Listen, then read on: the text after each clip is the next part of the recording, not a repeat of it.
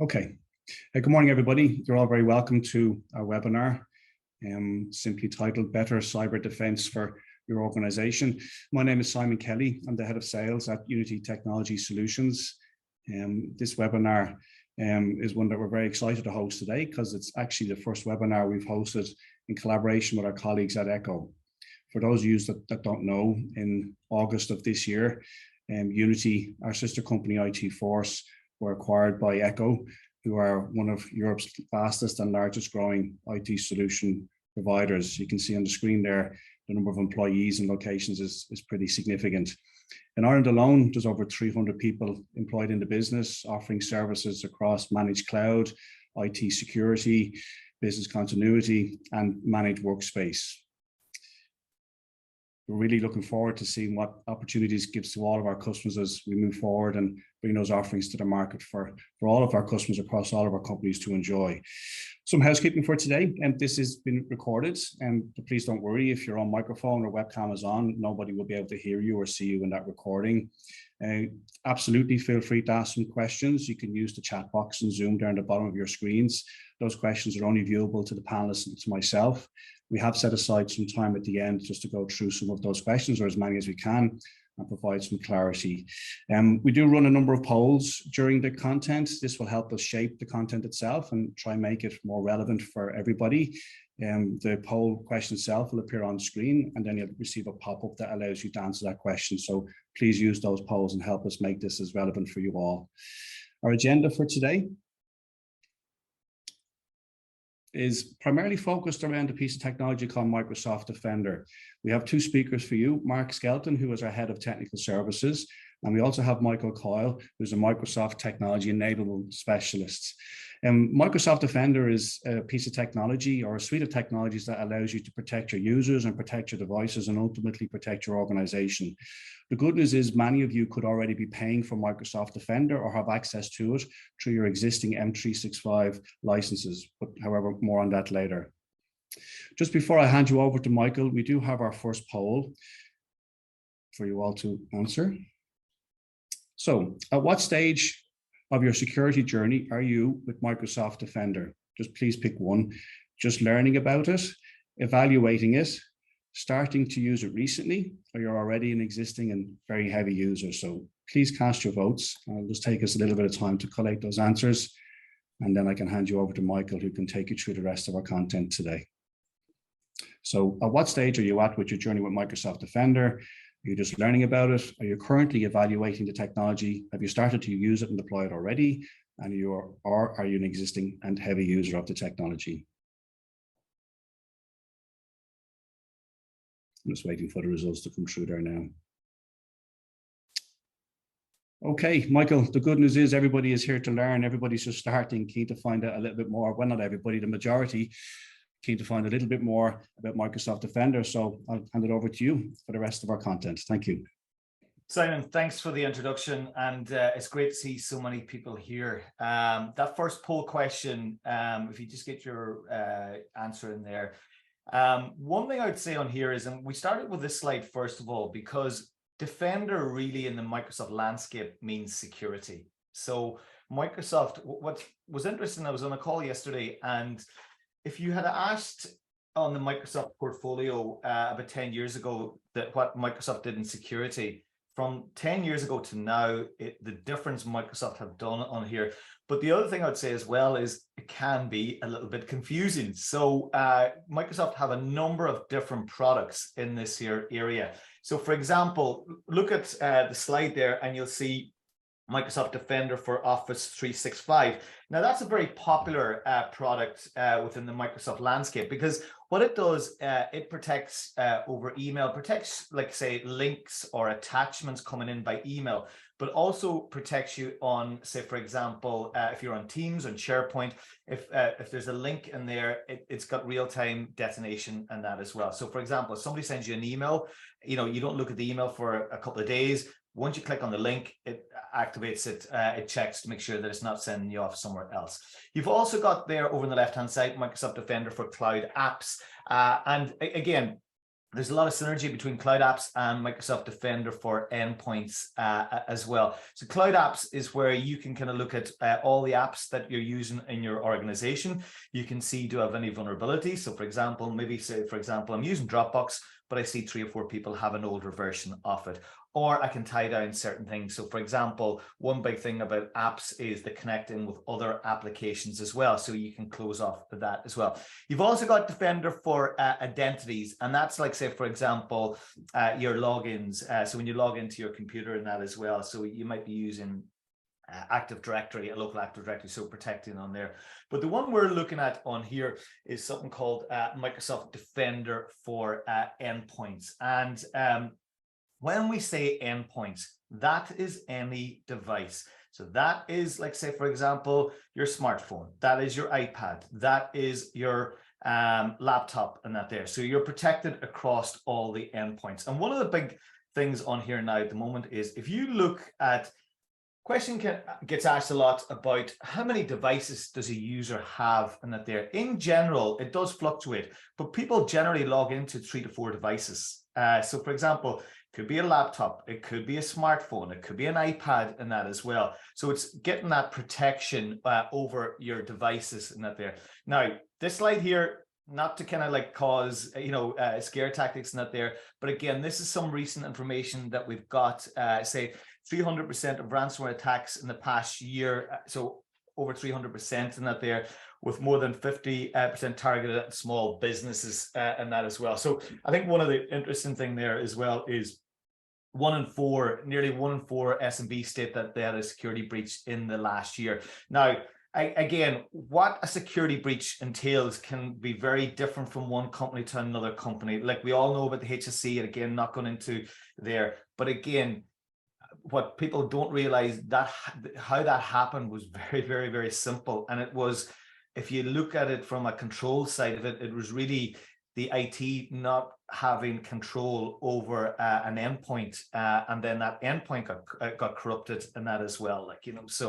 So Microsoft Defender for Endpoint. So it's an enterprise-grade device security for businesses of all sizes in a simple and cost-effective solution. Simon mentioned earlier, there's a very good chance that you have this here as part of your licensing and that, okay? So a lot of the time people look at, right, they have maybe say an antivirus, okay, I've got an antivirus program, I'm okay in that. Where Defender for Endpoints comes in, yes, it has an antivirus, but it has so much more on that side of it. And what it's doing on here is there's a term called zero-day attacks and that there as well. It's basically where there's been a compromise. The big advantage here from Microsoft on here is they see a new, maybe say a ransomware attack, or they see a new attack in that they're able to kind of, see that in real time on a device and that there, and then they can push out controls straight away in real time that will stop that impacting, like say, other customers as well. So one of the big things on here is, say for example, there's been different kind of like say WannaCry. There's been different kind of like ransomware attacks and that there. What Defender for Endpoints can do as well is, if they see a new attack or a zero-day attack in that, they can kind of say to you in real time, okay, this is where it came in. It came in because the Windows operating system wasn't patched. Here's some of the vulnerabilities you might have at the moment. You're not attacked, but you need to patch this here. So again, this is proactive. And that's the one thing I would say to you on here is, why is it so different from an antivirus? A lot of time an antivirus, it's just running on the device and that there, it'll protect protect on the device not there. But with this here, Defender for Endpoints, this has been more proactive and it's getting these zero-day attacks. Ease to use in that there as well. So when we talk about ease to use in that there, from an IT perspective, this can be pushed out. For example, you might be using Intune, so we can push this out through Intune and that as well. But again, from a device side of it, always look at your mobile phones, look at your secondary devices and that as well. So this can be pushed out to this here. It's an agent that runs on each device. And when we look at, say, a term there, for example, cost effective, when I talk about cost effective, there is a chance if you've got Microsoft 365 Business Premium, you've got Defender for Business. Now, Defender for Business, Defender for Endpoints, very similar products in that as well. So again, when we touch on here, we're normally referring to Defender for Endpoints because it protects on your endpoints. But the other thing as well on here is you can install this here on 5 different devices, okay? So a lot of other endpoint protection solutions, they will charge you per device in that. So with Microsoft on here, because it's using your Active Directory credentials, and it will protect you over 5 devices. And again, you know, if somebody goes over their 5 devices and that there, then we can look into, you know, are you actively using your 5 devices and that as well. So Defender for Endpoints. So simplified onboarding and administration. For Windows operating systems, Defender for Endpoints simplified onboarding and security configuration flows, uses wizard-driven guides and that there. So from an IT perspective, you're following through kind of like a wizard-driven guide to install it onto the devices and that as well. Now, again, I touched on you can use Microsoft Intune that can push it out to devices. You can use a local script, again, depending on how you push out to the different devices. So threat and vulnerability management. So it helps you prioritize and focus on the weaknesses that pose the most urgent and the highest risk to your business and that as well. So a key thing on here is, and it, especially around, say the pandemic and that, okay? A lot of people had to work from home very, very quickly in that, okay? So people were logging into different devices. So how you control, you know, people that log in and that as well. So for example, somebody can use their own device. You can push out, you know, controls on that side of it as well. But again, you can look in real time straight away here. I see a vulnerability on a device and that as well. What do I do on that device? So it could be a case, you know, give an example, we see a vulnerability on a device, we might want to isolate that device. We might want to bring it off the device. We can do that in real time and that as well.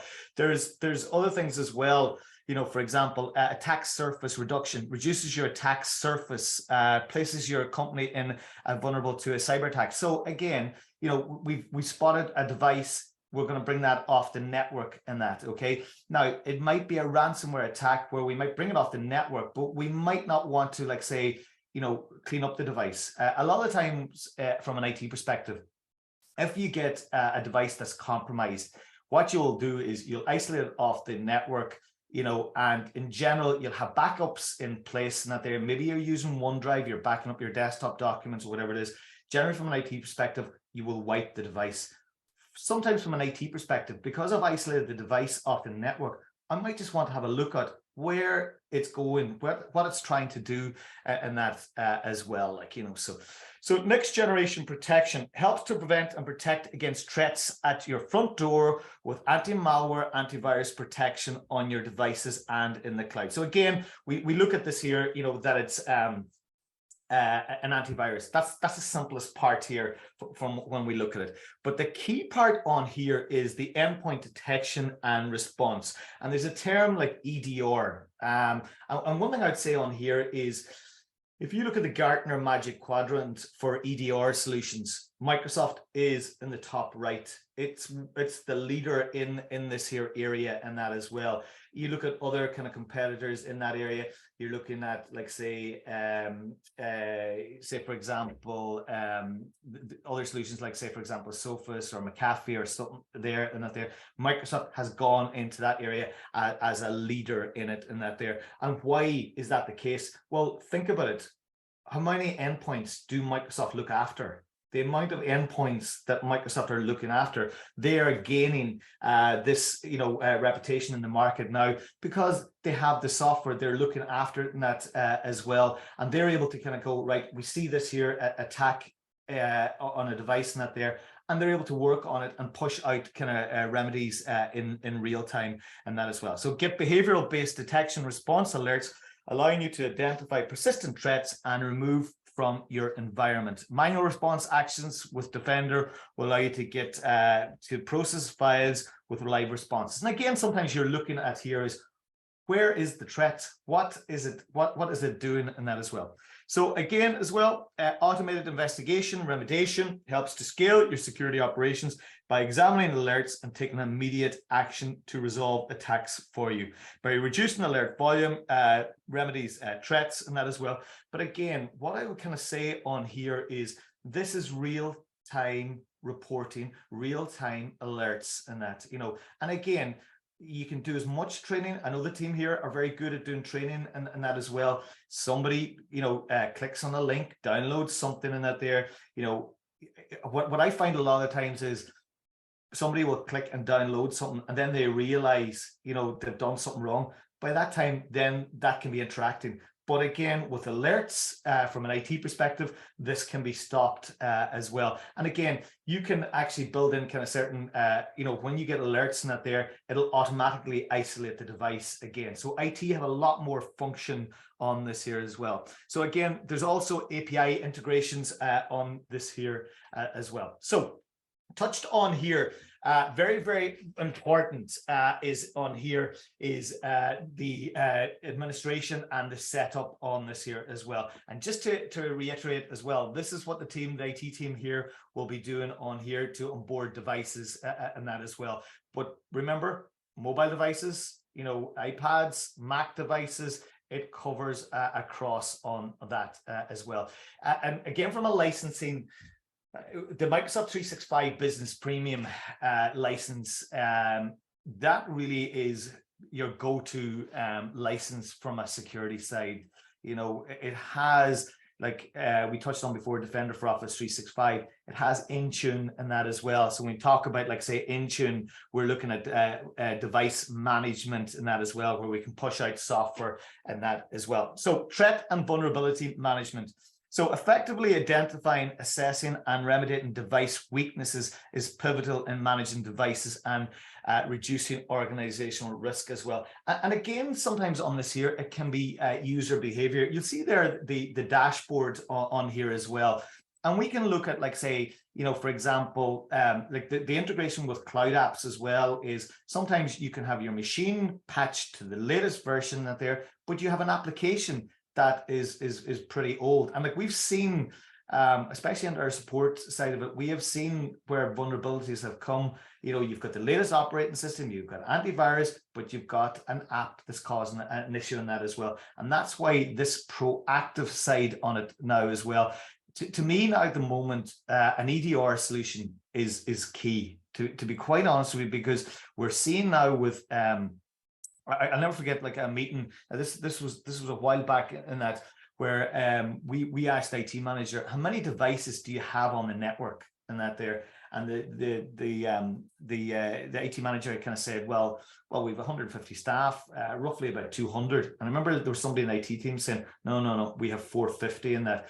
A couple of things came out of that there was, first of all, they didn't know because they were actually guessing. We were able to do a little bit of analysis and kind of say, well, this is where we can see from an endpoint side as well. And again, you control which endpoints get access to the network and that as well. Like, so, but the key part on here is, we are proactively looking at your real estate. We are looking at to see if there is any issues in that as well. Like, so attack surface reduction. So your organization's attack surface includes all the places where an attacker could compromise your organization's devices or networks. Reducing your attack surface means protecting your organization, devices, and network, which leaves attackers with fewer ways to perform attacks. So give an example on this here is, a device gets compromised. Does that device then have access to all the devices on the network? Now, again, we'll use a term sometimes like segmenting your network. So if a compromise does come in, that the attack surface cannot, increase. One of the big advantages on this product is if an alert comes in, the alert can then process, right, we're taking this computer or this device off the network as well. So attack surface reduction rules target certain software behaviors, such as launching executable files and scripts that attempt to download or run on files. So a lot of times, sometimes you might download a file and the file, nothing malicious seems to happen in that there. 2 or 3 days later, that file has a built-in executable and then starts to run in that. Again, with this here, this is unusual behavior in that, and again, using the term being proactive as well. Running obfuscated or otherwise suspicious scripts and that as well. And again, that can be from files that are downloaded as well. Performing behaviors that apps don't usually initiate during normal day-to-day work. And that's an important part there as well. And this is where you do get that integration with cloud apps as well, Defender for Cloud Apps and that as well, is this is an unusual piece of behavior for this here application and that there. And what can that be? It could be going out to a third-party website to bring down information and that as well. So one of the jewels, again, one of the jewels I would say to you in this here product, and a question that comes up a lot is around web content filtering configuration and that, okay? And I've seen this from customers. This is one of the key features that they want from the product and that as well. So again, we have different kind of like say categories and that as well. So you can block content, be it across Edge, be it across Chrome, be it across Firefox, whatever it is and that as well. So you can kind of say, right, I'm only going to allow these here categories and that there. You can add in exceptions as well if you need to and that as well.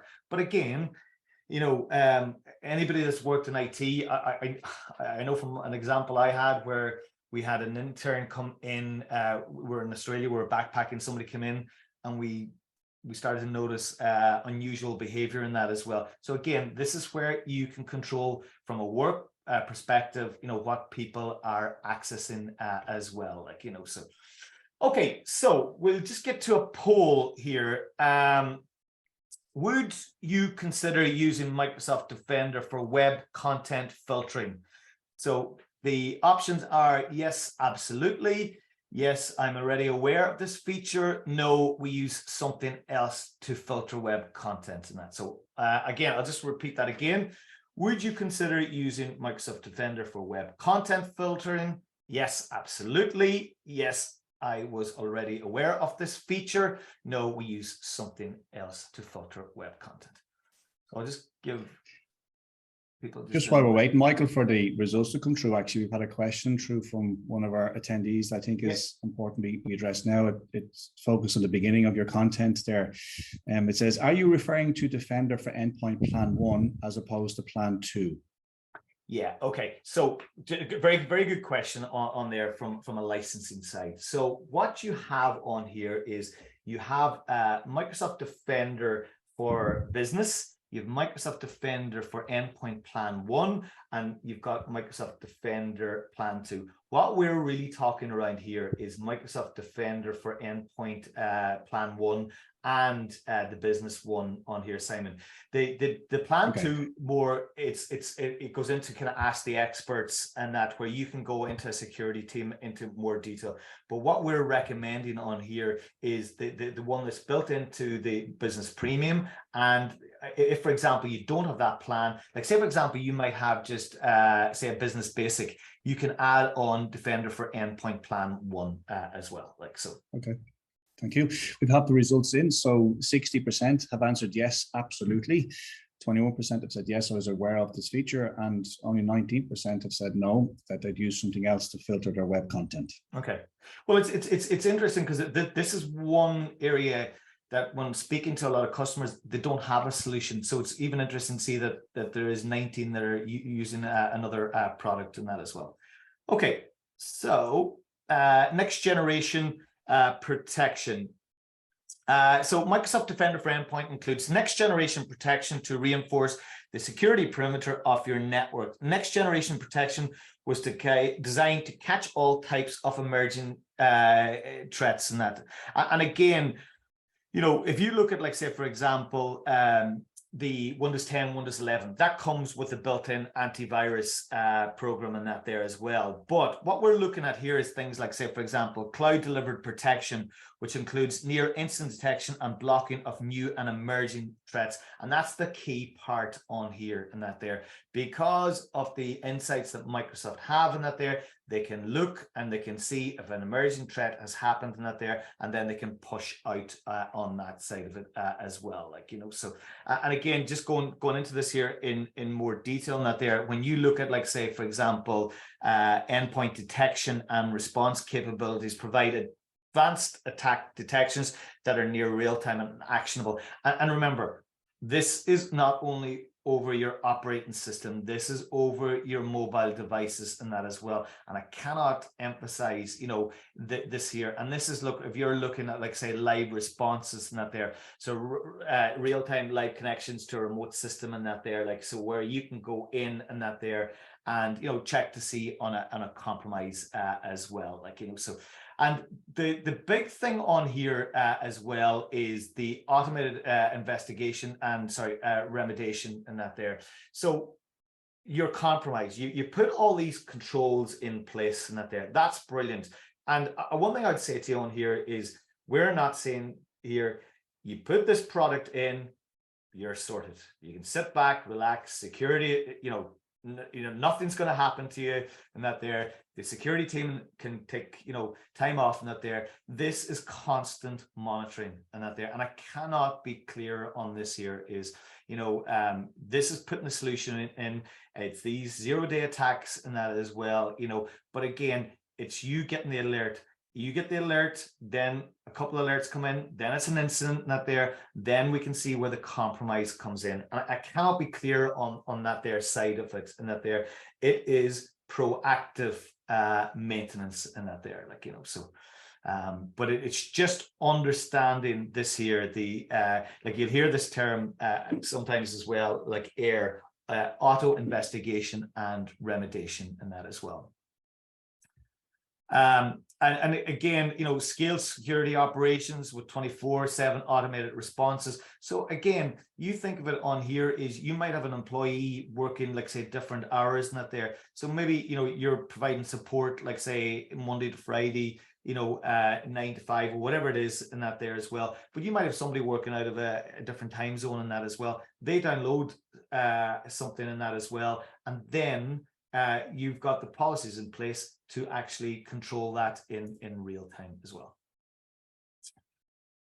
Mark, you were saying, I was chatting to you about an example on this here that you had with one of your customers. Yeah, quite a few examples, I suppose. One point I would reiterate, and you've kind of made it already, but it is a very important point, that there is an absolute imperative and need now to have an EDR, an endpoint detection and response. Your traditional antivirus, what's now called EPP, sorry, there's so many acronyms in IT security. It's just not up to the job anymore. It just, if you don't have an EDR solution, you are vulnerable. You're vulnerable to the current attacks, and we are starting to see that more and more. We have unfortunately had a number of breaches across our wider customer base over, particularly in the last 6 months, and in each case, an EDR probably would have stopped that. So, you know, that's why we would recommend go with Defender.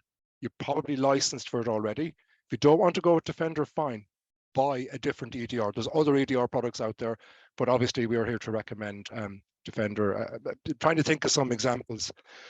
At a very interesting one, probably a few weeks back, one of our customers, one of our kind of larger, very security focused, they're in the financial sector, and I noticed some alerts coming in quite late one evening. I happened to be working late, and one alert came in. Ooh, what the hell? That doesn't look good. There's something going on there. Then another alert, then another alert, and all of a sudden, in the space of about 3 or 4 minutes, there's about 15 alerts coming in. And then after another couple of minutes, this all got consolidated into what's called an incident in Defender. So each alert is an individual thing. You know, somebody clicks a link or a script or something like that. They get bundled into an incident, and the incident was very clear. It said that your network had been breached and a threat actor had control of your systems. And of course, at this stage, I'm going, oh my God, what is going on? This is not good. So as it happens, I know the CEO of the company quite well, and I just rang him and said, listen, there's something quite bad going on, I think, on your network. Could be a false alert, but I think we need to look at it. And he says, don't worry about it. And I says, well, have to worry about it. At this stage, she admitted they'd actually hired a third party to do an unannounced penetration test on their network. These people had sent in a box, a Unix box, which was launching incredibly sophisticated attacks, you know, 0-day threats, everything. I got to, again, so a sigh of relief at this stage. Okay, at least it's a friendly native coming in here. I have to admit, I was very impressed, you know, with the way Defender handled it. And when we got talking to these people who were very, very good, they did say that if it hadn't been for Defender, that they would have been able to breach the network. You know, they were using 0-day exploits, you know, stuff that Microsoft didn't even know about yet. Which would have been able to, but Defender was picking this up, even though it didn't know really what it was. It knew it wasn't right, and it was able to block it. And of course, the other point is it alerted very quickly on it. Yeah, perfect. No, because Mark, when you were telling me about this here, because it's a really good example, you know, like about the proactive kind of side of it. Now, I know we're just slightly over time in that as well, but just finally, I wanted to finish up here as well with Defender for Cloud Apps. Now, I've touched on this here a little bit. One of the things from an IT perspective is you want to control what applications you run. And the example I always kind of look at as well is because when I worked as an IT consultant, we had a department, and I'm not going to name what department it was, the HR department, but they were using Dropbox, and they were using Box, and they were using something else. And we had controls we thought in place that were stopping them using this here, because we were using OneDrive to share files and that there. HR kind of said to us, we have to use this here because we work with companies that are using that. Now, from our perspective on here is if we were using Defender for Cloud Apps, we could have allowed them to use that, but under strict controls and that there. Normally with the different kind of like say applications and that there, you know, we can look after 26,000 different cloud apps. And even if you've got your own built-in app in that as well, we can put controls in place in that as well. So make sure that it's on one of the later versions. We can turn off some features as well. One of the things with applications is, you know, an application like say, for example, say Slack in that there. You might be using Slack and it integrates with Dropbox. Is that causing a risk in that as well? So again, you can see this here from a control side of it as well. But also as well, there's a lot more features within this here because with Cloud Apps, it goes into the security side of Microsoft from a conditional access side. So little things like say, for example, Mark logs into 365 and that there from Dublin. 10 minutes later, he logs in from Cape Town. Now there's something wrong on here. And again, that's logging in into an app in that we're seeing unusual behavior in that as well. But again, the beauty on this here is it integrates in with Defender for endpoints as well. And again, you can look at as well, like say, for example, certain applications, well, that's taking up a lot of our kind of like say data being used there and that as well. You can also see applications that are just not used, but are there. So what will we do? Clean that up, remove and that as well. Like, you know, so, but, and again, look, apologies. I did go over a little bit of time. I'm going to blame Mark for that there, if we're going over time. Thanks, Michael. Thanks, Mark. We do have some questions coming in, but I think we can move to our last poll of the session, guys. So now that you've heard a little bit about Defender, the question we're asking you is, do you see a use case in your organization for Microsoft Defender? You have 4 choices. Yes, you just would like to know a little bit more about it, which is understandable. Possibly, we're not sure if it does fit. You're already using Defender, which some of you are from our first poll this morning, and then you don't see use for it at all. So I'll give you a little bit of time to answer that poll and for the results to come through. Just while we're waiting for the results, Michael, and one thing I mentioned at the start and Mark brought up again was that some Microsoft M365 licensing includes Defender. I'm going to cheat a little bit and start answering your question now. Which of the licenses do include Defender at the moment? Yeah, so at the moment, Simon, if I was looking at the SMB market in that, I would be looking at Microsoft 365 Business Premium. That is the product that has it in that there. Now, be aware that it does come in some of the other kind of more advanced plans, like say the Microsoft 365 E5 plans and that there. It does end up in there. But if you're talking about like the sub 300 users and that there, it sits in the Microsoft 365 Business Premium. And again, it has most of the features that the P2 plan has, apart from that part about, like, say, ask the experts and that there, you know, which is going, you know, normally if you find, like, say a piece of ransomware attack, you want to get a bit more information on it, you've got access to these experts and that there. But again, most of the built-in controls are in the business plan. Very good. We have our results in. I guess the good news for your content, Michael, is that nobody answered that they don't see a use for it. So everybody sees a use for it, or they may already be using it. So good job. We can move on to the questions then, everybody. We've had a lot of questions in on today's content. I'll pick just one or two of them if I can and fire them at Michael and Mark to answer. One question that I have here is, basic question: does this work alongside or instead of our currently installed AV solution? Will I take that one, Michael? Yeah, you take that one. Yeah, it's a very good question from Al, I think, and somebody else as well asked a very similar question, more or less the same question, but in relation specifically to WebRoot. It is an interesting one. Yes. The general received wisdom now is to only have a single product. You know, so to use one product as your primary antivirus, your what's called EPP, and also your EDR solution. That's changed in the last year. There is an obvious synergy or reason for saying, well, have two different products. There's more security, there's independence. The problem with that approach is that EDR is all about telemetry. It's all about having information, knowing exactly at a really granular level what's going on, and also having the ability to take actions if it doesn't like the look of something. If you put a third-party antivirus, be it WebRoot, Trend, McAfee, Sophos, in front of it, as it were, A, it hides or obfuscates a little bit of what's going on from Defender, and B, it also doesn't let Defender take the action. So my recommendation, is simply go with Defender, go all in. There's also a commercial, you pay money. Take the likes of Trend or McAfee or any of these other perfectly good antivirus products.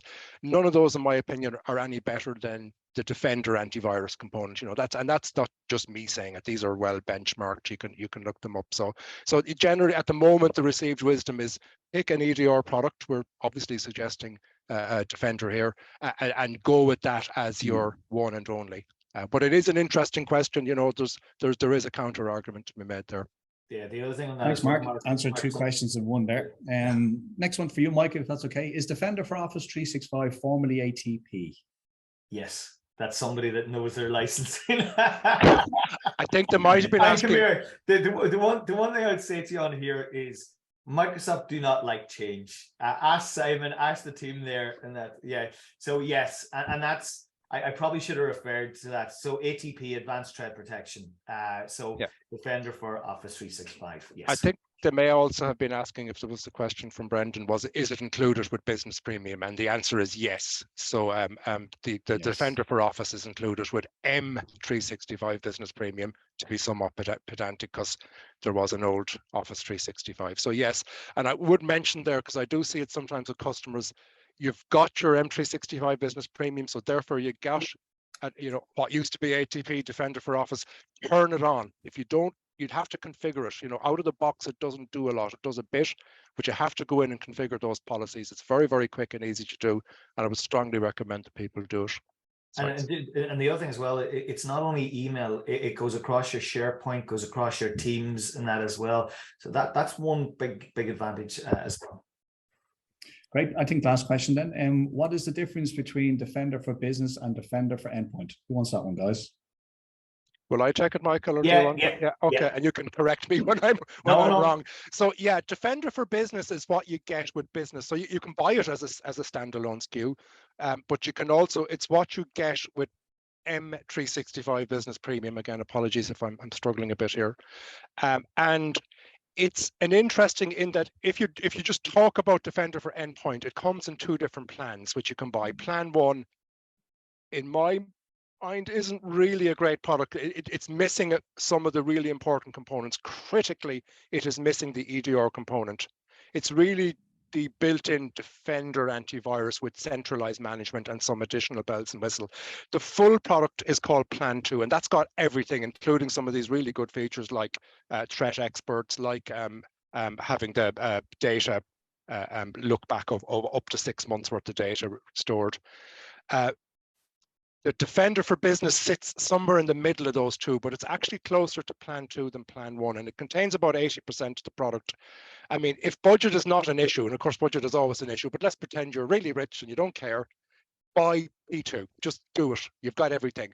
But, you know, take a step back then and say, well, do you know what? I've already paying for a business premium, therefore I've got Defender. So is it worth that extra €5 or €4 or €5, whatever it is for P2? And that's a, you know, it's not for me to answer, but it's certainly a question that needs to be asked. Just one other point there that wasn't asked but maybe is implied is it's worth noting as well. Defender covers all of your endpoints, but servers in this case are also endpoints. I know that sounds like a bit of an oxymoron, but you know, from the Defender point of view, it absolutely covers your Windows servers, your Linux servers, but you need to license those separately. So and I would recommend you do that. You know, so you've got 100 users, 10 servers, get 100 M365 business premiums. That's your end users covered, all of their Windows machines, all their mobile phones, their iPad, whatever else. And then you buy 10 server licenses of P2, and that covers your entire estate. So again, I've hopefully answered the question. Thank you, Mark. I think you can move on a few slides there, Michael, if that's okay. We can wrap up. We didn't get to all of our questions today, everybody, but those we didn't get to answer, we will certainly follow up directly with you on that. So just to wrap up, ultimately, in terms of next steps, by all means, we'll reach out to everybody who attended today's session. In the first instance, help you understand, are you licensed for this technology already? And if so, what variants? And part of that conversation can be an assessment by ourselves, which is free of charge, as to where Defender might sit into your organization or not sit into your organization. So your account managers will be in contact about that. And please take advantage of that free assessment. So that's it. Thank you, everybody, for attending. We do really appreciate it. It's an exceptionally busy time of year for everybody. We do know that. If you're not following us on LinkedIn or Twitter, please do so. We plan to run an awful lot more of these educational type of events. That's where we put up the information. And of course, we'll email everybody directly. Don't forget, the recording will be sent to you all by email. It might pop into junk boxes, etc. So just keep an eye out for that. But thank you very much. And on behalf of Echo, Unity, and IT Force, I wish you all a very good day. Goodbye. Thank you.